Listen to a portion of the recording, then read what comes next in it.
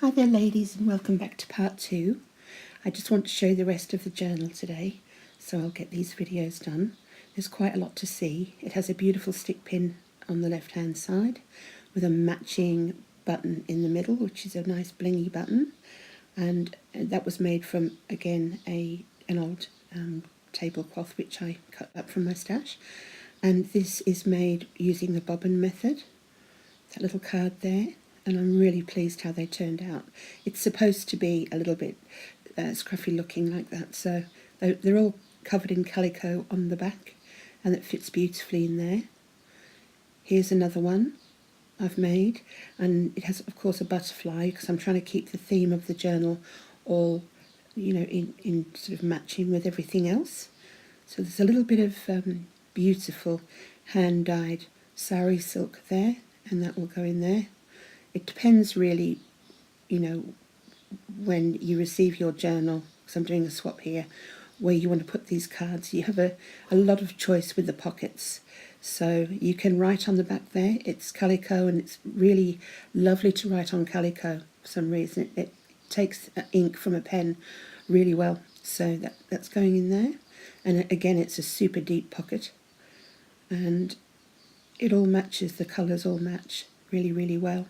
Now these are all the cards and little wall hangings, because it is a wall hanging journal, that I've made, and there's a lot of them. So I just went to town and decided to fill this book up, which is always a good thing.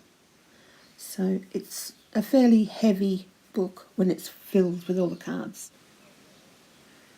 All the tassels there on the right hand side have been put on in keeping with the colours of the rest of the journal. It's a lace book, isn't it? But it will have some journaling, which I'll show you in just a moment. It's separate journaling that I've done for this book, so it actually comes with a mini book. Very, very similar book indeed to the fairy book that I made as a giveaway. And again, there's more cards there, even more. So I'm just going to take you through the cards that I have done here and let you have a look at them. They just go very, very well with the book. So easy to make as well. Just little scraps of lace from your stash and just put them on to these little cards. So, so nice. So as I said, they all fit into that pocket because I've made the pockets super deep on purpose, so I can make this book usable for storage as well. I like to make things that are usable and that you can, just put into a drawer or know where all your tags are and things like that. So I've made all the pockets nice and deep, and I've used that method around the Queen with the bobbin method, and they all fit in these big deep pockets. I hope I'm getting, well, I can see what I'm getting in, but because I'm doing a voiceover, as you can probably tell.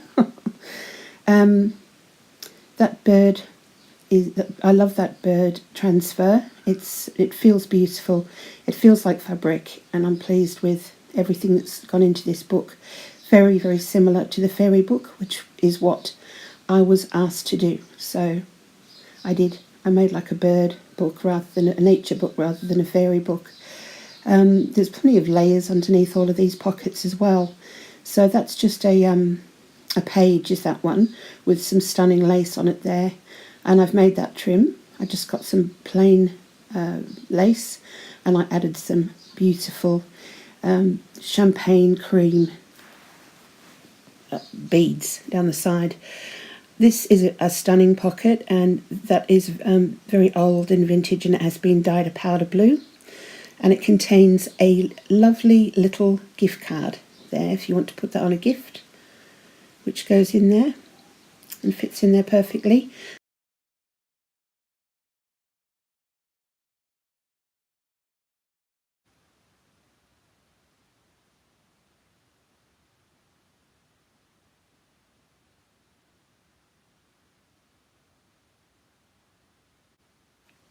I'll just give you a close-up now of that bobbin method, how it's not for everybody, I would imagine, but I think it's gone really well with the colours, with the old ribbon that I've used, and the buttons and the fabric, and the pink certainly goes well with the tartan that's on there, and it just sort of seems to all blend in together. And it's not through planning, it's through pure luck because I didn't plan anything with this book. I just follow my heart when I make these books. Okay, here we go on to the next page. So again, another lovely pocket there, some very pretty little pearls with tops on that I've just attached to a very old doily and put them on there, and I'm really pleased with that. Again, the bobbin method down the side of the peacock there, which I think has turned out really pretty. And like I said to you before earlier, it's all the way through the book, and this is why I wanted to do a tutorial on it for you. Now there's loads of lace on there. On the peacock side of the book, I've added layers and layers of old doilies that are all hand dyed, beautiful vintage laces, more old doilies, so it's very sort of layered upon layer, and that's the last page in the book, so it's just a very pretty page. And if you wanted to use those laces, you could take them off there and use them on a project of some sort. It is a usable working type book. The beautiful dragonfly in above that peacock, I put that on separately, and then of course the book folds beautifully and softly because there's no glue. It's all been sewn on the sewing machine.